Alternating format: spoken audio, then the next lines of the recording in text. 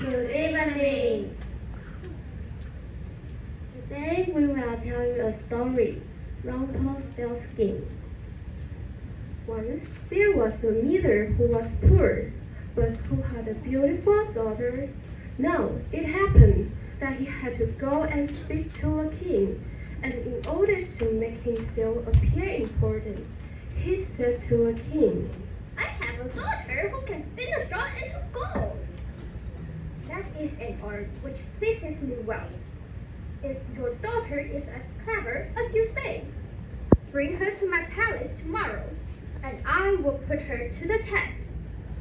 The girl was brought to a king.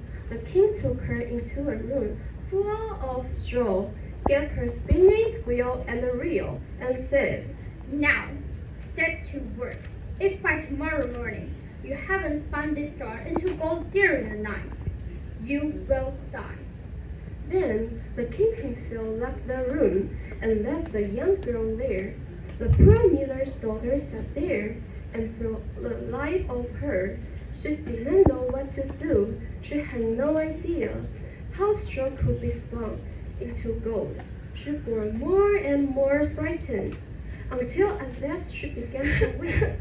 Suddenly, the door opened, and in came a little man who said, Good evening, Mistress Miller.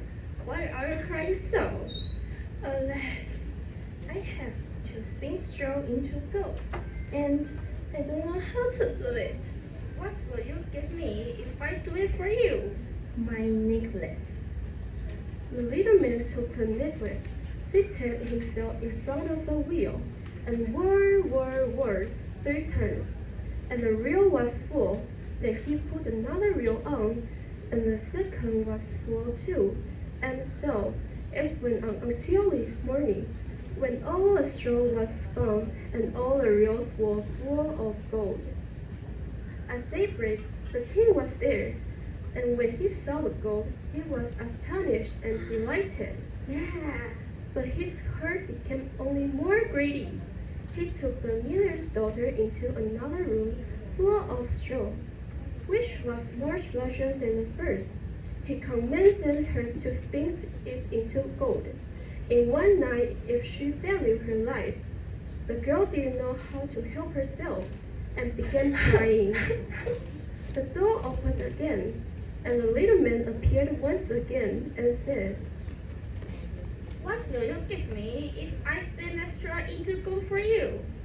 The ring on my finger. The little man took the ring, began to turn the wheel, and by morning had spun all the straw into glittering gold. The king rejoiced beyond measure at the sight, but still he wanted more gold. He then took the miller's daughter into an even larger room full of straw, and said, You must spin this too, and in one night. If you succeed this time, you shall be my wife. I couldn't find a richer wife in the whole world. When the girl was alone, the little man came again for the 3rd time.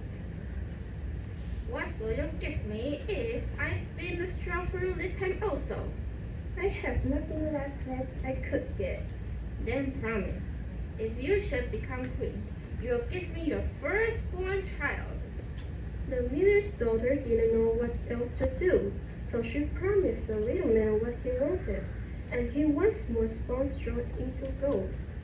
When the king came in the morning and found out as he had wished, he took her hand in marriage, and the pretty miller's daughter became a queen. A year later, she brought a beautiful child into the world, and she never gave it down to the little man. But suddenly, one day he appeared in her room and said, Now, give me what you promised. The queen was horror-struck and offered the odd little man all the riches of the kingdom if he would leave her child alone. But the little man said, No, something alive is dearer to me than all the treasures in the world.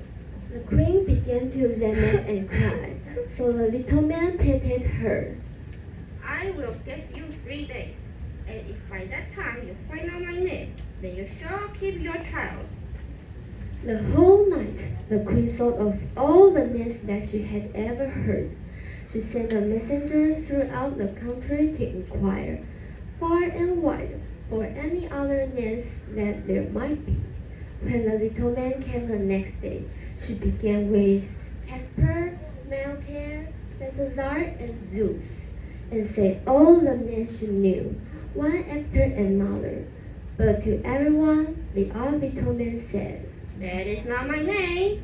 On the second day, she had inquiries made in the neighborhood as to the names of the people there, and she repeated to the little man the most uncommon and curious names.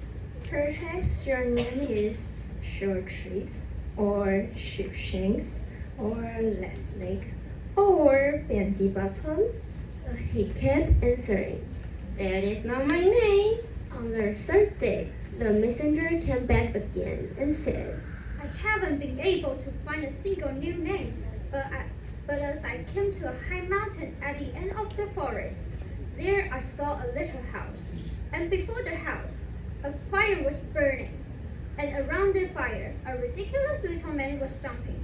He hopped upon one leg and shouted, "Today I will beg, tomorrow I will rule, the next I will have a young queen's child." Ha!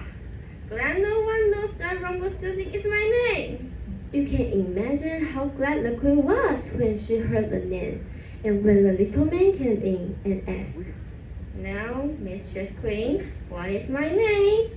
Perhaps your name is Rumpelstiltskin? "The devil has told you that! The devil has told you that!" The little man cried, and in his anger, he plunged his right foot so deep into the earth that his whole leg went in, and that put him in such a rage that he stomped his left foot so hard that a hole opened up in the earth, into which he fell and was never seen again. 1, 2, 3. Thank you.